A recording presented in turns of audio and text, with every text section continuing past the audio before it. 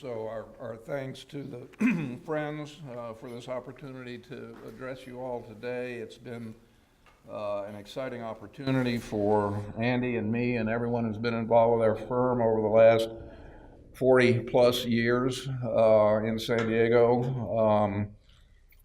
I find it somewhat interesting that on the back of our business cards we have a little tag that says designing the future since 1976. And that's kind of the schizophrenia that we have. We're caught in the past and we're trying to lead to the future.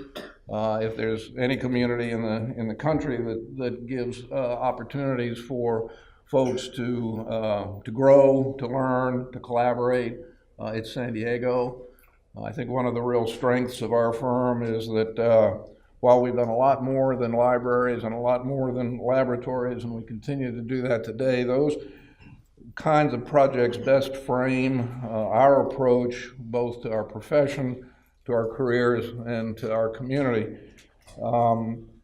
Fundamental to all of that is collaboration. We are smart enough to know, have always been smart enough to know what we don't know, and to find the people that do, and create a relationship with them, not only to get whatever the task at hand is, but to foster their ambitions and to look at ways to bring together their intellectual property with the development community. I mean, there was nothing more frightening than talking to a brilliant scientist about how to design his facility, particularly if he was coming out of academia, because as San Diego made the transition from research in the institutions to commercialized biotech projects, there was no template. No one had any idea how to commercialize life science, and we very quickly ran into walls. We ran into walls with lenders. They had no idea how to finance construction of a commercial laboratory because there was no such thing. The regulatory folks, you go down to the building department and say, yeah, I want to put a hydraulic fume hood in here. We use some deadly chemicals. It's really okay. We've got a safety officer. Permitting was not easy early. So we reached across boundaries because architecture really is where the rubber meets the road in a lot of ways, and that you have a lot of wonderful ideas, great ambitions, inadequate budget, absurd time frame. But by getting out of the box, by talking to senior building officials, by talking to, one of our most important consultants for years has been the hazardous materials consultants. Jim Ferguson talks like a chemical engineer when you get things going right. We realized that we had to learn new vocabularies, we had to learn new visual imagery, we had to learn the saleable way to package a project. So that's what we've been doing. Collaboration, investment. I think the consistent thread that you'll see over the years of development of the firm, we've invested in technology, sometimes painfully so. We've invested in education. We've invested in the communities. We've created communities. We've helped create communities and expand communities. We've provided leadership. We encourage leadership throughout, but most importantly, we've invested in our team, the people that work with us. We've had the best group of people that I could imagine over the years. So just to back up then, so that's kind of the overview. We want to look at ways that we have grown and helped grow the community of San Diego as it diversified from, I guess next slide, do that. So what we do, we kind of track the big issues that have occurred, the big opportunities, the big changes in San Diego, and how our firm has created opportunities to both benefit and support that. And in the 70s, Jim McGraw is our founder. He started, actually James McGraw Architect in 1976, became James McGraw Associates a few years later. I was the first hire. Jim, when I started, was doing everything from making coffee to payroll, which was easy because he didn't have any money to pay anybody, but he didn't have anybody working for him either, till I came along. Jim was a Vietnam veteran, 2 tours in Vietnam in the construction battalion, got Out of that, damaged, went to, I already had his degree in architecture from USC, went to University of Michigan and got a degree in civil engineering. That was pretty much the end of his military career. He was in San Diego at the old Naval Hospital recovering, trying to decide where to go with his career, sitting up on Inspiration Point, looking out at San Diego and said, well, it's not going to get better than this. And this is when he made his commitment to San Diego. He started working as a director of architecture for the local civil engineering company, Rick Engineering. Bill Rick took a liking to Jim as a veteran and gave him some tremendous opportunities, but ultimately Rick decided that they did not want to have an architecture department and there was no role for Jim, so Bill Rick created opportunities for Jim to hang a shingle out by downloading some of his Navy work, Rick Engineering's Navy work, to Jim. A lot of that was early planning studies, some small tenant improvements, but they were all driven by the emerging technology in the defense industry. Computers were just coming into use by the military and their training. And we very early on got opportunities to do clean rooms, electromagnetic shielded facilities, very technically driven projects, and we thrived on that. We liked going in, talking to these people who were introducing these new technologies, trying to figure out exactly what the architecture was to put this all together. And I think as a young firm starting off with not a lot of local roots, the opportunities that Jim brought to the firm to leverage those projects to a broader understanding of technology really started to create the framework that the firm operates under to today. But what else was going on in San Diego is, as we were founded, as Jim founded the firm in '76, all of a sudden researchers at UCSD were coming up with products that had every opportunity to have a commercial basis, but the university system had no real way to cultivate entrepreneurships.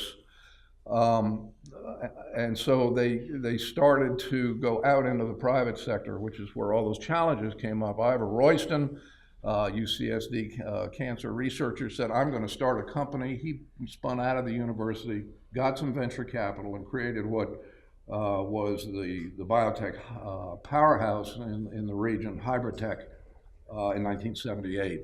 We were fortunate to work with some mechanical engineers on our military work that also were doing some of this life science laboratory weirdness, and got us in with Hybridtech early, because there was nobody else that knew how to do it either.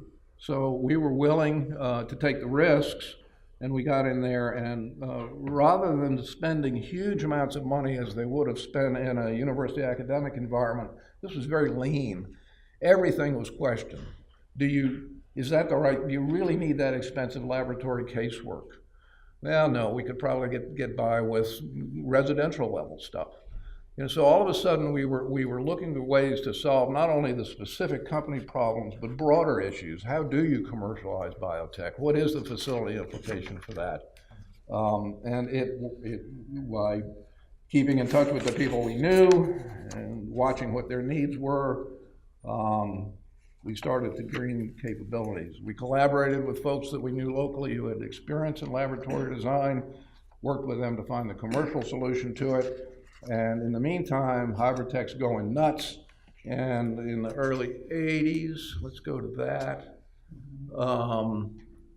Hybridtech has their first commercial product approved by the FDA, the first biologics product approved in the country in '84. Huge success, making money hand over fist. Eli Lilly comes in, buys the whole shooting match for $400 million, and all of a sudden San Diego is full of these entrepreneurs who have become millionaires literally overnight. I was sitting with one of the small biotech companies that we started with, talking to the woman who had started that company, and she had been Hybridtech employee number 3. We're in the middle of a meeting. She gets a call, she comes back in, and she says, I'm going home.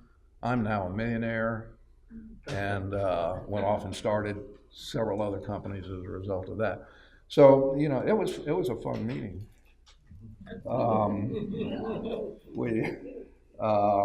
But you know, these people go out and seed these companies, get them going, and then very often, serial entrepreneurs, we call them, very often go on to a next company.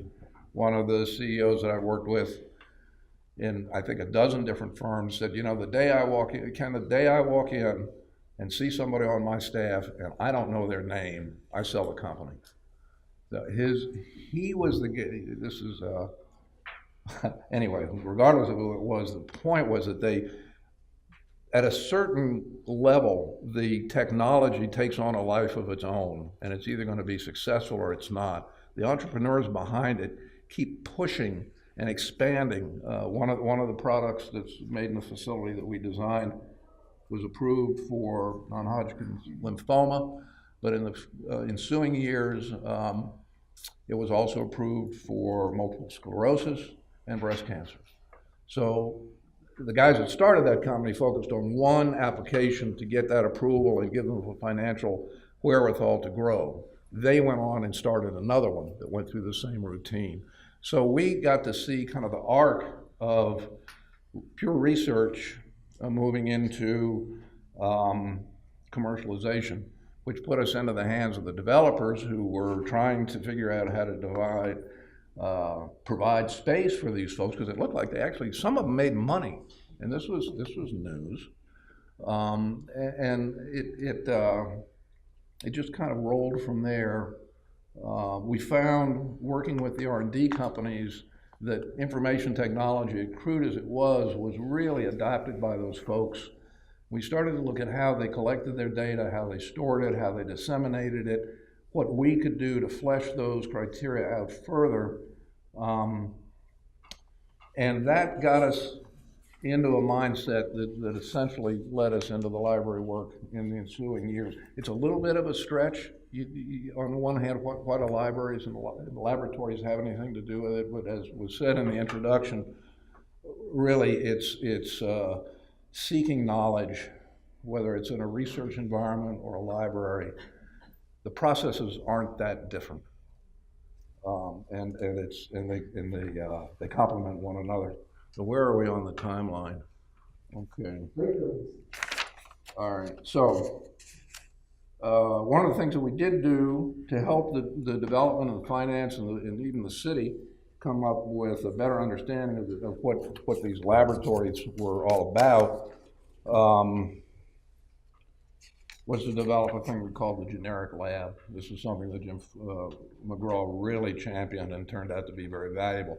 It let a lender or a developer know that if the laboratories they funded for a tenant fell within certain parameters in terms of their capacities and their flexibilities, that the developer didn't have to worry about the next generation tenant coming along, because those facilities that we put in for the first guys had enough ability to adapt to different kinds of science and enough capacity to support growth over time, so that they, and the developers were pretty skeptical at first, but when the first biotech tenant improvement was done, the company failed, and somebody immediately came in and leased it, they went, now we're getting it.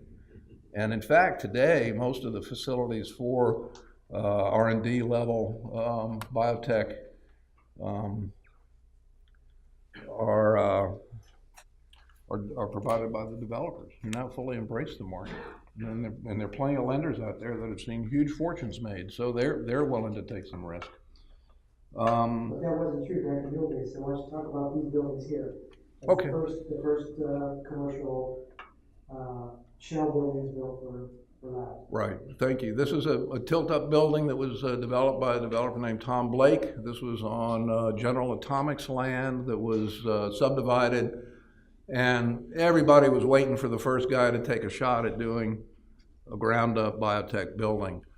Blake had us collaborate with NBBJ in Seattle, who was a large laboratory academic, university academic lab architect. They gave us some great help on that, and we put together a very flexible shell that addressed some of the challenges that we'd had converting existing buildings into labs, like where do you put all the fans? Where does all the air conditioning come from?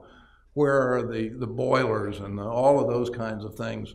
The building was ready to receive all of that, and before it was finished, one of the two buildings was completely rented, leased out to Scripps Clinic, which is right across the street, kind of validating the sense that if you build it, they will come. Just kind of a comment on technology, the aerial photo on the right of the completed facility, the adjacent parking structure, was one of the highest tech things we could produce in '91. It's a model on the right. We made the model out of paper and we took it up to the site and we put it on a stump, and the photographer figured out how to make it look like that. We're not doing CGI. We're not doing, our renderings were still watercolor and ink. Beautiful. Jim McGraw could draw like a son of a bitch. And it worked, and it proved the point. And in rapid succession, after this project was developed, other developers on adjacent lots started looking for ways to find that magic blend of affordable construction with robust laboratory capability. All right. Oh yeah. We did a project, it's not on the list, for Scripps Clinic. It was a laboratory building. It was actually a build-a-suit, in that they put up, we put up a shell building at the developer's cost, and then the laboratory tenant improvements went in to it. But I think what was interesting on that was part of the evolution of the community was that it was design build, in that while we didn't work directly for the contractor, we worked for the developer, but this was not a hard bid project. This was a really kind of a collaborative way to go through a project that had a fair number of unknowns, and started getting us familiar with a way to deliver facilities through design build, which was just emerging as an approach. So the landscape is changing in terms of how buildings get put online, and we're changing with it. Go to the ninth. Yeah, there we go. Okay, so we're chugging along. We're doing more labs. IDEX working on its product that I mentioned earlier.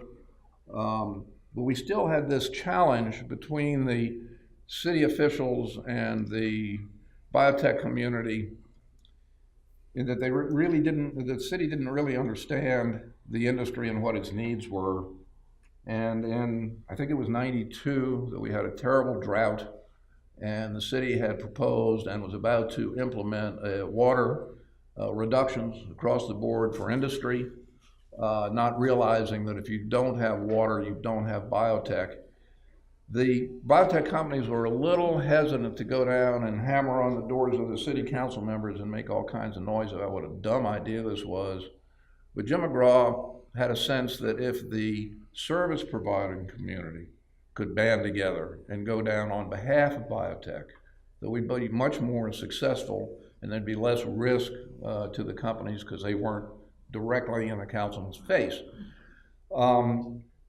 So Jim and some bankers and some lawyers and some real estate agents went down to the city and pled the case, and the light bulb went on down there, and things got a lot better, or sounded like they were going to get a lot better. And then we had damn near a flood, and the water wasn't such a big issue anymore. But we used the momentum that was developed during that potential, what do you call it, a water brownout.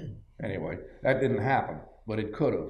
So that was the genesis of Biocom. Now, for a period of time, Biocom was the service provider group, and BIC, Biomedical Industry Council, was the CEOs and other movers and shakers within the companies. They ran parallel for a couple of years, and then the decision was made to bring them together into what continued to be called Biocom. Biocom implying biocommerce, biocommunity, biocommunication.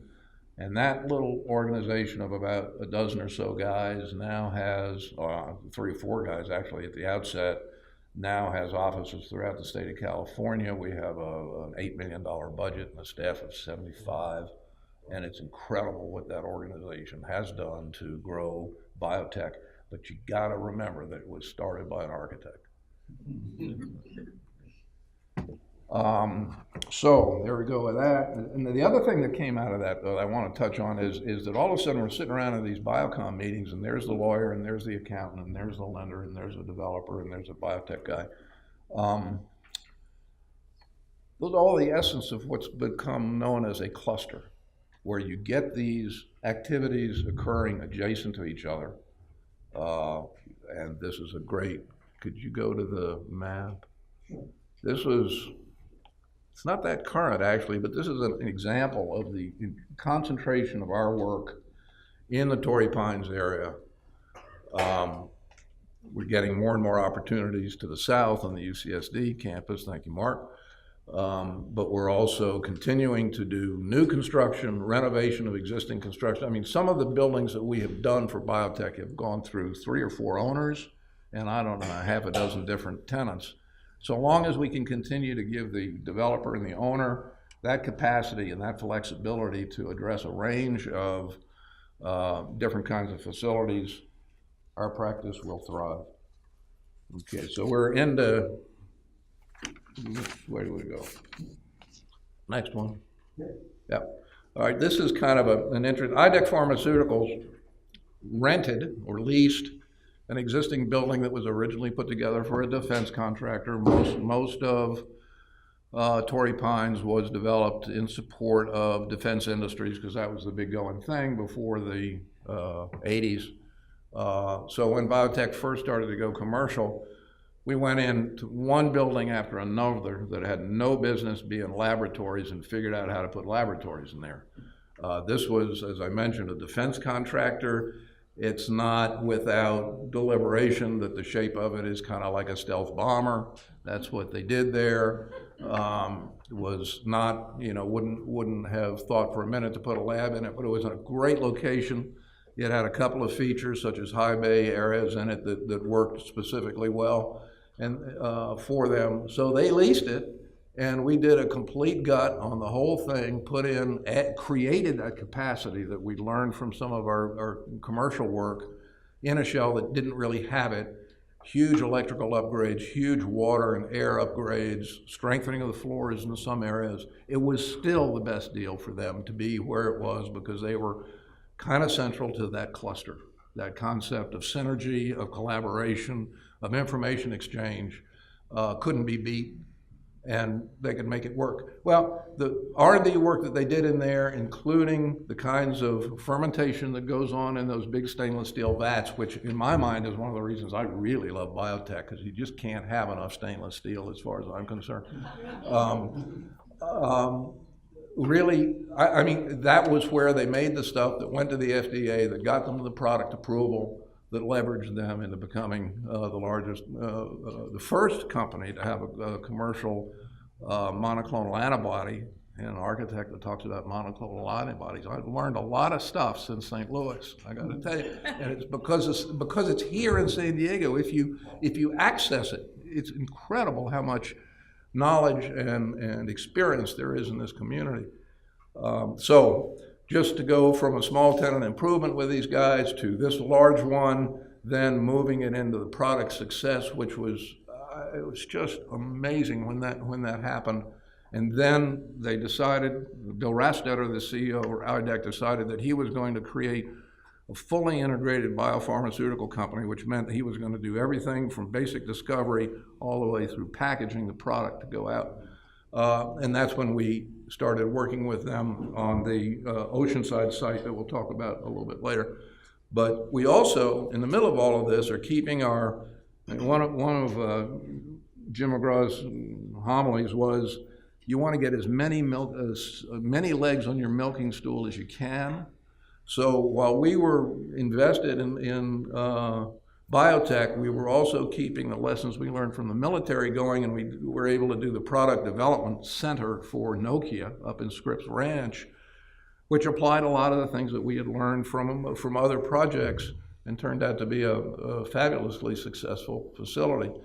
As the biotechs became more established and had a look better on Wall Street, We had an opportunity to do a real build-to-suit. This was for Ligand, a company that still exists in San Diego, although it's gone through many evolutions. So here's the kind of the home run. This isn't a spec shell like the ones that we saw earlier. This is a building that's designed specifically to support Ligand.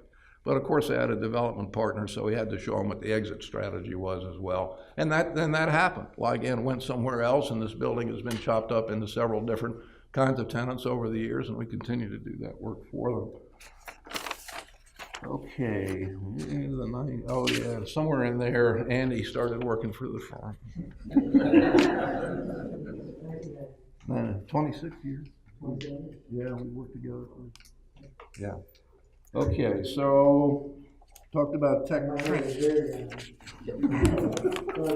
Okay, we're almost done. We'll get to you. Okay, but I think the real lesson with IDEC is stay with them. You know, we created not just collaborations, but real friendships with these folks. And when you start to get out of the project and into the personalities, and you begin to really see what their goals and aspirations are, it's yours to lose. And we fortunately, most of the time, we have them.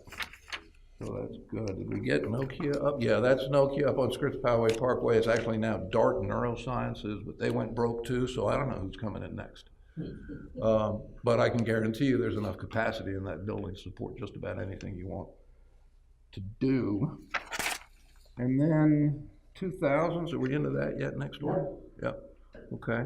I can cover that. All right, you want to pick up? Sure. Yeah, right. Okay. Yeah, the interesting thing about that Nokia building was that was the first time we had ever designed a sauna suite. Nokia being a Finnish company, really, they like to close their deal by having a sauna. So up on that third balcony deck there, we actually built a wood sauna suite for them. Pretty different. So now we're into the 2000s, and what's going on in science? Well, there's a lot going on. The Human Genome Project was reaching completion in 2003, and that was really a big milestone. So they started in 1990, and by 2003, which was actually 2 years early, they had mapped the entire human genome. Now, it did take $2.7 billion to do it. It took 20 institutions in 6 countries around the world, but they did finish 2 years early. And it was a huge improvement and a huge milestone. And tied to that, Illumina was an up-and-coming company in San Diego, and they were a big part of making the machines that could do that processing of all that DNA data. And so really that brings along the great promise of treatments and analysis of human conditions. And so now you have the possibility of things like, checking someone's DNA and determining whether they're going to respond well to a particular cancer treatment before you put them through the hell of going through chemotherapy. Are they going to respond well to this drug, or are they going to respond better to this other drug? So the DNA analysis really opens up great opportunities in that regard. And also the possibility of customized therapeutics, where you can tweak a basic drug to be perfect for somebody's particular DNA. So that's really a very promising thing in science, and that was happening here in the 2000s. Other things going on: IDEC, our longtime client, had their drug approved, Rituxan, and they were doing great, and they were looking at this big facility that I'll show in the next slide. During that time, they merged with Biogen, an East Coast company, and that became the world's third largest biotech company. I'll cover the Genentech buyout a little bit later. Also happening, Amylin, a local company who had several ups and downs, actually had 2 major drugs for diabetes approved, and those were big improvements to how the drug was taken. It was much easier to inject, and also had the benefit of reducing people's weight, which is very helpful in treating diabetes. So a couple of really big wins there. And then I'll just note that by this time, Illumina had launched a personal full genome sequencing. So that means you could pay $48,000 at that time to have your personal genome sequenced. That's 2009, and we'll track that as we go throughout here and how that cost drives down. So after looking at sites all around San Diego County, IDEC settled on Oceanside to build their large-scale manufacturing facility.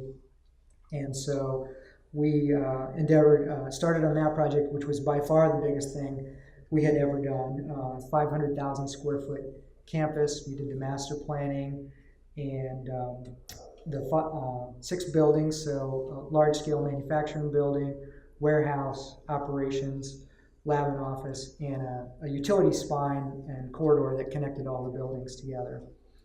And so that was, it took up half of our staff, and it was really a big deal for us. But really, even beyond the scale of it and the complexity and the excitement, was this new project delivery method that we were using.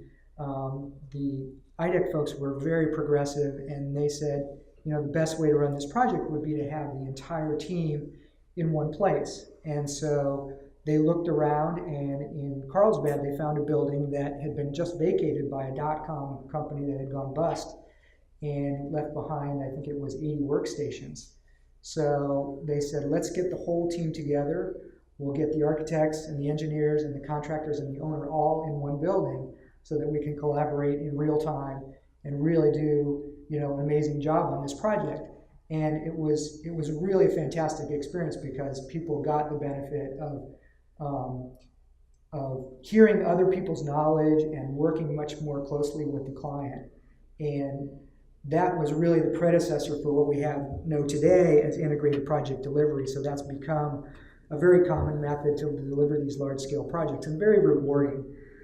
So that was great to be part of something that didn't even have a name at that time, but these people had the forethought to say this is going to be the way to deliver it. And so after design was completed, we moved from the project office that we had out onto the construction site, and they actually put together, I don't know, it was maybe like 20 construction trailers all put together so that it was one huge room. And the staff continued to grow and grow and grow from there. And those trailers were on the site for about 5 years because they were so useful, and they constantly had new team members coming in and people coming in, once it was up and built to do validation. Their validation staff was using the trailers. So it was a very rewarding experience. And so it's shown here on the left, that's the manufacturing building. And it's actually only a 3-story building. It's 85 feet tall, but it's 3 stories. So this is 26 feet from floor to floor. And so what you really have is you've got an additional mechanical floor above each of the floors. So the ceiling is only half of that height, and we've got all kinds of mezzanines and catwalks to get access to all the piping and things that you see in the slide on the right. So those are large-scale biotech fermenters, 10,000 liters. They actually go through the floor. That's just the top of the tank. It goes down to the floor below. And so in the photo on the left there, we're trying to evoke an architecture that will reflect that technology. And so through those windows, you can see what's going on inside, and you can see the technology inside some of these tanks and so forth. And so that was really a great experience for us. And then the facility was built and was running for about a year, and Biogen IDEC, I think I mentioned that they, during the project, they had merged with Biogen from the East Coast. But at that time, Biogen IDEC then, and I should mention that at the same time, they were building a large research campus at Nobel in 805. And so we were not involved in that, but it was a project nearly as big, at least in scale, not as complex, but as big in scale as this one in Oceanside where they were doing manufacturing. So then after a year of running this facility, Biogen IDEC had some downturns in their drugs, and Genentech, a company from the Bay Area, decided to buy the facility along with about 150 or 200 employees who were needed to run it. And so Genentech came in, they thought the facility was fantastic, and they came in and took it as is, and they did a drug transfer and started manufacturing different products there. But the facility was designed to be flexible enough to manufacture several different types of products. And so they were able to use it. So what that meant for us was I had just completed a small project for a technical development laboratory at this Oceanside campus. Well, Biogenetic needed to keep that, so that meant it needed to ship down to the Novell site. So that was the first chance I ever got to realize my mistakes in real time and go apply them to the same exact project in a different location.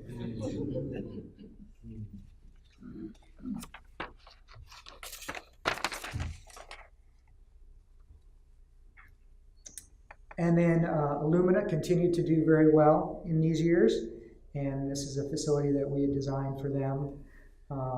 Mostly office, a little bit of laboratory up on Town Center Drive. And you can see that we've got a pedestrian bridge connecting multiple buildings here. That's the structure with the tensile roof there. Also in this era, 2006, that's when we changed our name to Ferguson Pape Baldwin Architects. And then, Ken, do you want to talk about Crest? Yeah. Again, one of the network opportunities we had was a mechanical engineer again that we worked with, who had done some work at the zoo and the safari park, and so they're going to be building a new research center out at the zoo. You guys ought to go talk to them. And we did, and we had done just exactly what they do at Center for Reproduction of Endangered Species. Crest is what we call it. It has a part of it that's the frozen zoo, all kinds of threatened animals. This is a place to ensure their futures. And it turned out to be just a huge success, a very, very stout building, again, with all that flexibility we've been talking about. And that gave us not only introductions to the people that do the facilities at the zoo, which are amazing people, but it gave us a chance to kind of look at non-human applications of all this technology we've been involved with. And that put us in position to move into doing other projects for the zoo that Andy will touch on as we get into it. This facility was LEED Silver certified in 2006, so that was pretty early in the LEED program, and it was really the first lab in San Diego that had been certified at that high level.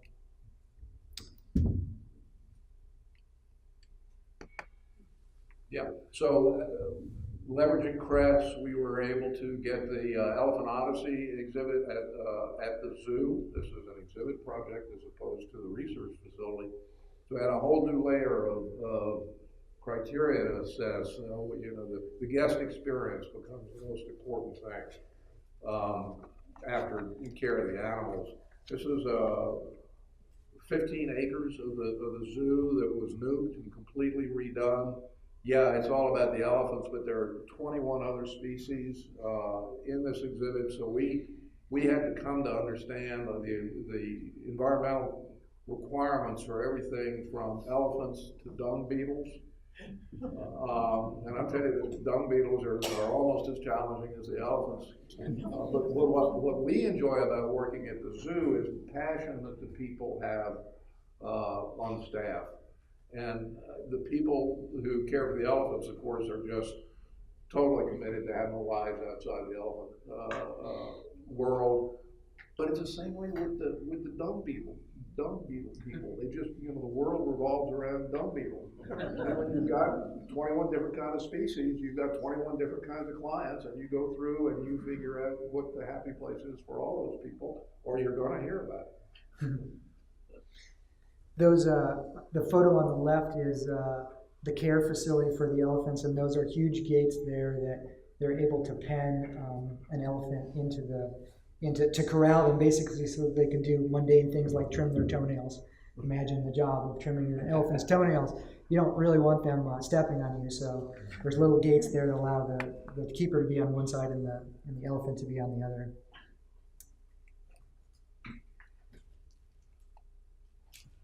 So, not quite there yet. So, let's see. Yep. So this building here on the left is the same one that Ken showed earlier, the Blake buildings. And so this is just an example of another reuse for it. So 15 years on, Scripps Research Institute moves out, and Biomed Realty buys it. So by this time, we have a number of different developers who specialize only in biotech. And so they really know how to do this stuff. They bought this building and they said, okay, we're not going to probably get lucky to have one tenant in this 70,000 square foot building. We need to make it available for multiple tenants. So we need to make the lobby work for 3 or 4 tenant entries. So we went in, we remodeled the lobby, upgraded, added an elevator, and redid the canopy out front. And then we built a speculative laboratory, which you see here on the right.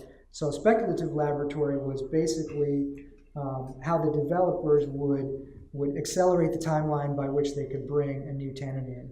So the thought was we would design basic generic infrastructure that every researcher would need and build it. And then if a tenant came along and said, hey, I'm really in a hurry, I just got a bunch of seed money, I need to get up and running and doing science, we'd be that much further along. So we might be 80% accurate in having the lab ready for them to go, and we would just go and finish that 20% customized for them, make some specialty rooms for equipment, things like that, and they'd be much further along. So this speculative suite and this sort of renovation of a building conversion from a single tenant that maybe it was designed for originally to multiple tenants has become a very common project type for us. We spend a lot of our time doing test fits for potential clients going into a building, a suite in a building. So now we're into the 2000s. What's happening in science? Well, a lot going on in San Diego. There's additional approvals for drugs for Genentech. One of the big things really is Illumina's coming on very strong, and they've reduced the price of sequencing your personal genome down to $1,000 by 2014, and they're looking at driving it down to $100. And actually, depending on how you measure it, they're actually there now. We did a project for an Illumina spin-out company called Helix, and last year I paid $80 to have my genome sequenced. Now, getting additional test run, I didn't get any information with that $80. I just got my test run. They hold my data. When I want additional tests run, there are other companies that will take my genetic data and run other tests. So if I want to learn about my ancestry, if I want to learn about my potential athletic performance, or something much more mundane like what wine might suit me well, I can learn that from all these different companies. Helix actually runs as sort of an application company, so they have a website, and there's all these third-party software vendors who provide this service where they're going to test your DNA for something specific. Helix is the clearinghouse or the safety of holding your genetic data safely and securely. And then, by this time, employment in San Diego's life science industry has boomed and is to 22% and generating this huge economic engine. Also in this time frame, we had a great opportunity to go to Texas A&M and work on this project that was a joint venture between the university and some government funding, and this is the National Center for Therapeutics Manufacturing. So what it's designed to do is to react to a bioterror event very quickly and be able to produce a vaccine very quickly for that. So that's what you see here on the left slide. Those are actually mobile cleanroom pods that just plug into this utility grid. So this is really kind of a warehouse, a clean warehouse space. And these pods float on air bearings, so one person could actually push them into place. And so the concept was you could get more modules. Each module would be self-contained, and there wouldn't be any worry about cross-contamination if, say, one company was using one pod, and then next door another company was using another pod, and they had a different vaccine that they were making. There was no possibility of cross-contamination because they were separately isolated and just plugged into this utility grid. It also had, on the right there, you see an academic component. So the Texas A&M University students would enroll in this bioengineering program or bioprocessing program. And so the front of the building has these academic classrooms and so forth. And they get this great synergy between the people who are doing commercial manufacturing in the back of the facility and then the people who are learning in the front of the facility. So they get this great cross-contamination, and the students, I think, are very lucky to have that real-world experience right next door.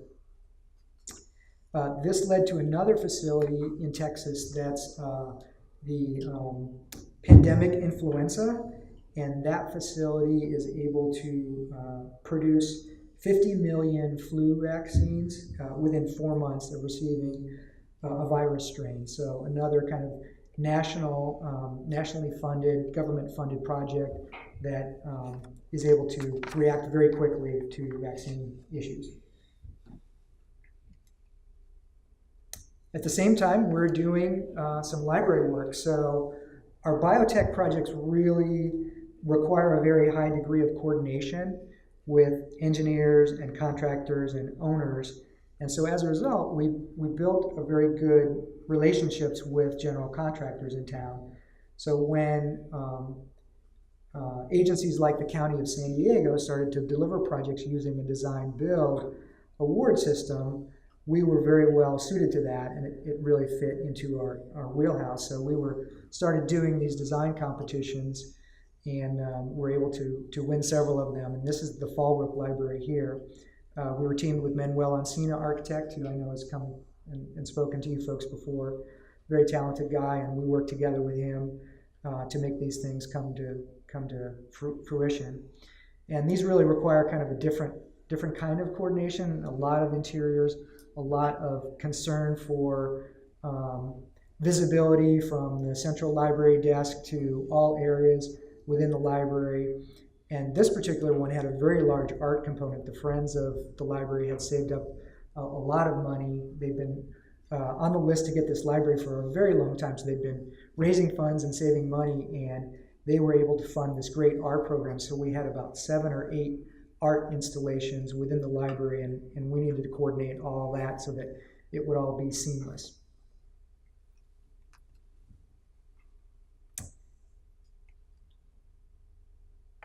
And then this project is for Gilead Sciences in Laverne, which is near Pomona in the Los Angeles area. Very large project similar to the Genentech campus, where we were doing the entitlements, the master planning, manufacturing building, warehouse building, lab building, and a spine to connect them all together. So it's really a great opportunity for us to bring kind of all of our talents together, our very technical skills together with our design and people places skills. They often have these, full service cafeteria and fitness center and things like that. So it's in addition to the master planning and the entitlement process. So these kinds of projects are a dream because you really get to exercise all of your talents. This is 390,000 square feet, and it was just finished last year and is being validated now to get product up and running. Their product is Ambizome. It's an antifungal drug, and it's really the last resort if you're battling some kind of an infection and they don't know what it is. It's likely that you will get Ambizome, and it saves about 50 to 60,000 lives per year. So it's important to us. That aspect of it really drives us. And then another county library. This is Alpine, and you can see we've got a lot of art coordination with these colorful ceiling features and that tree in the background, which is a very lifelike tree in the kids area that they can play with. And so that was a project that just finished 2 years ago and achieved net zero energy, the first county project that achieved net zero energy. So we continue to do these great library projects. And then back to our favorite building, the Blake Building. So this is the latest iteration. We just finished this project last month. Some refresh of the laboratories, some new equipment, and then some conference rooms and offices. You can see there's no furniture in the slide on the right. They're waiting for tenants. So this is a speculative build out, and they're now advertising this out on the street.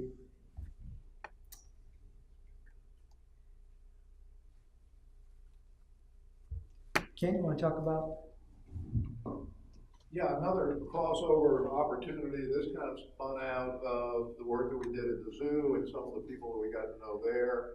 This is the new City of El Cajon Animal Shelter, which is under construction now, slated to be completed, I think, this fall. And I mean, it just kind of puts a ribbon around the way we were able to transition our technical stuff in labs into the work at the zoo, and then working with the animals in terms of care, the environments they needed, and then moving that into shelter design. This project is a big deal for El Cajon. They've it's been in their capital project list for, I think, 14 years, so they're giddy that this is getting done. And it gives us opportunities with some of the other shelter operations to build on this experience once we get it finished. And then this is a project that's currently in design for Nuvasive. Nuvasive makes spine implants, very cool titanium and medical grade plastic hardware to repair the spine. And they also develop the surgical techniques to implant them.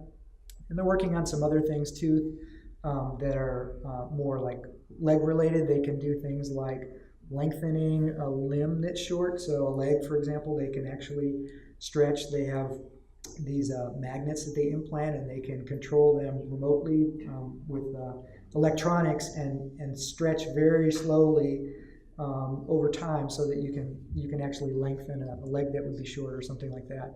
So very cool technology. This building is an amenities building, so basically supporting the other buildings on their campus. But it's unique in that it has their training surgery suite. So they actually invite doctors there to learn surgical techniques, and they operate on cadavers in the basement. Right above that, we've got the cafeteria.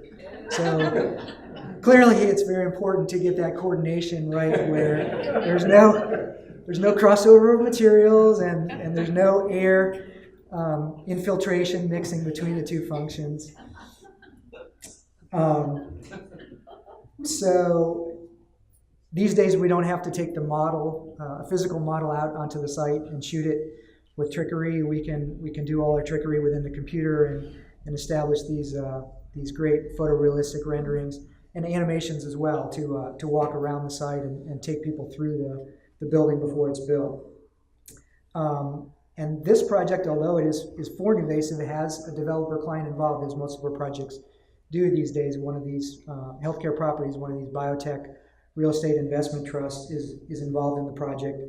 So it really goes to show that San Diego has changed within the last 10 or 12 years, in that these biotech developers have really started to own most of the real estate. And it's not a bad thing, because they can really deliver projects more quickly, like I was talking about earlier, and they can help to meet the needs for a lot of these end user clients who don't necessarily want to own their real estate. So it's become good in that respect.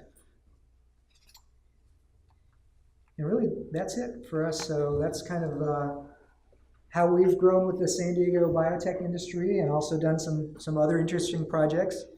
And so thanks for having us.